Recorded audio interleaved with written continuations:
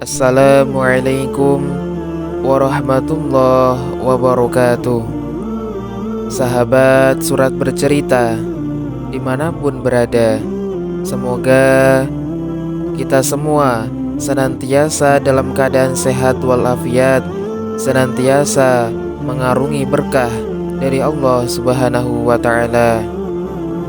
Syukur alhamdulillah, pada kesempatan kali ini surat bercerita hadir kembali yang tentunya akan menyampaikan wawasan keislaman.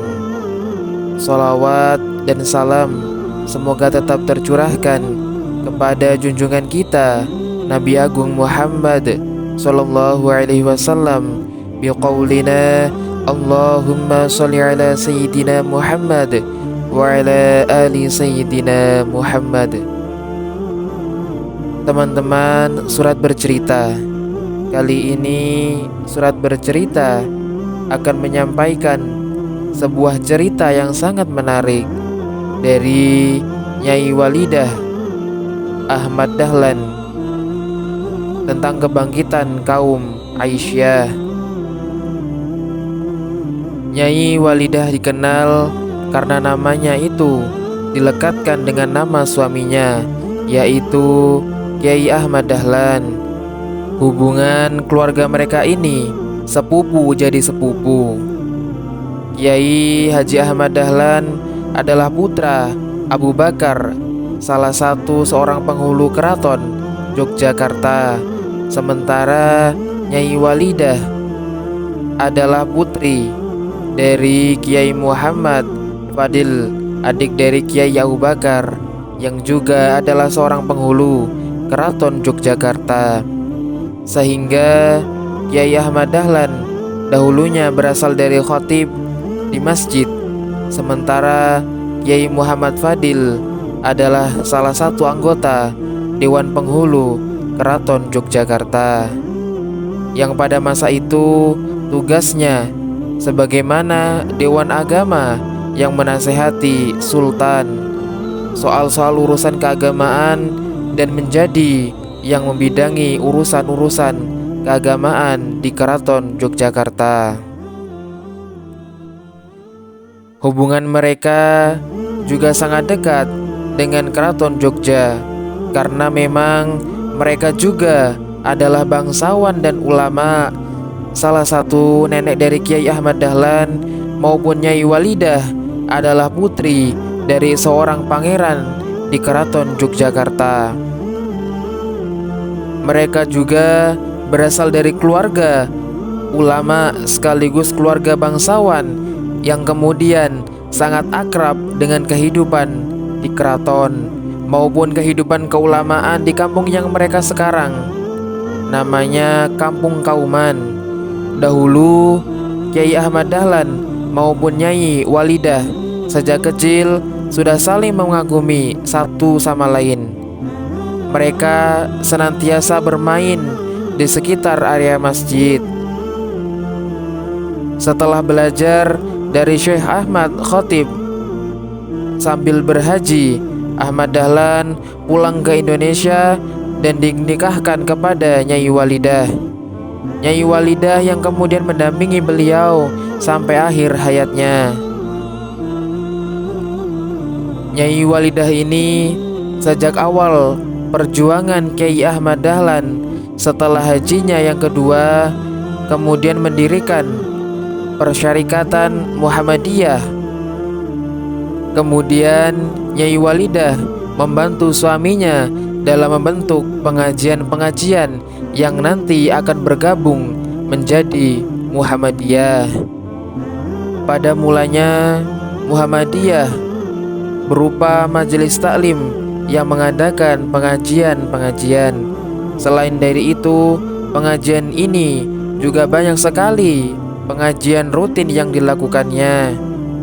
Pada akhirnya nanti ada haji maupun yang menjadi PKU atau penolong kesengsaraan umum yang menjadi cikal bakal terciptanya Muhammadiyah yang memiliki rumah sakit, sekolah, dan berbagai fasilitas umum lainnya. Kiai Ahmad Dahlan ini memiliki pengajian khusus perempuan yang bernama Sopo Tresno. Pengajian ini didirikan Ahmad Dahlan untuk ibu-ibu, tapi sesekali Kiai Haji Ahmad Dahlan menjadi guru tamu secara rutin. Kiai Ahmad Dahlan yang kemudian memberikan pengajian di Super Tresno hingga akhirnya Sopo Tresno ini memiliki cabang di mana-mana. Pada tahun 1912 Muhammadiyah resmi berdiri, maka Sopo Tresno tetap berjalan di tahun 1914, dan di tahun tersebut Nyai Walidah kemudian menginisiasi dan meminta izin suaminya agar ibu-ibu memiliki organisasi, dan Sopo Tresno mengajukan proposal pendirian organisasi pada kolonial Belanda. Dan pada akhirnya berdirinya Aisyah. Pada mulanya Aisyah ini diberi nama Fatimah, namun ditolak karena dikhawatirkan akan menjadi organisasi wanita yang radikal. Sehingga pada tahun 1915 Nyai Walidah mengajukan proposal keduanya dan memilih nama Aisyah yang dinisbatkan pada Ummul Mukminin, ibunda kita Aisyah. Jadi di situ seolah-olah Ahmad Dahlan hendak mewakilkan sebuah gerakan perempuan yang tetap sangat baik dalam urusan-urusan domestik, juga sangat luar biasa dalam mendampingi suami, dan tetap aktif dalam gerakan ilmu. Karena ibunda kita Aisyah yang terkenal dengan identik dengan keilmuannya yang luar biasa, pada akhirnya nama Aisyah ini diterima oleh Belanda. Setelah wafatnya Kiai Ahmad Dahlan di tahun 1923, Aisyah ini terus berkembang. Bahkan kemudian Aisyah ini di tahun 1917 dimasukkan ke dalam organisasi resmi dan bagian dari organisasi Muhammadiyah, khususnya untuk mengurusi perempuan. Sehingga sejak itulah bapak-bapak Muhammadiyah tidak lagi mengurusi kaum perempuan, karena kaum perempuan secara otonom diurusi oleh organisasi Aisyah. Sehingga seluruh tugas yang dikerjakan oleh Kiai Ahmad Dahlan sementara dikerjakan oleh Nyai Walidah. Ia bahkan sangat menonjol.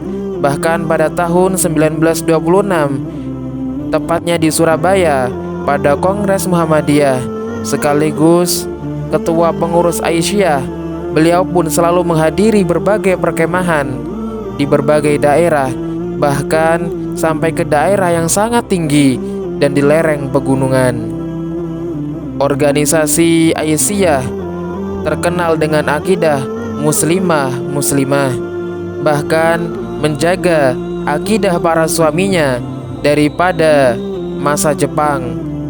Pada masa itu ada kewajiban setiap pagi menghadap ke arah matahari terbit dan rukuk sebagai penghormatan kepada kaisar, sekaligus penghormatan kepada Amaterasu Omikame atau Dewi Matahari Jepang.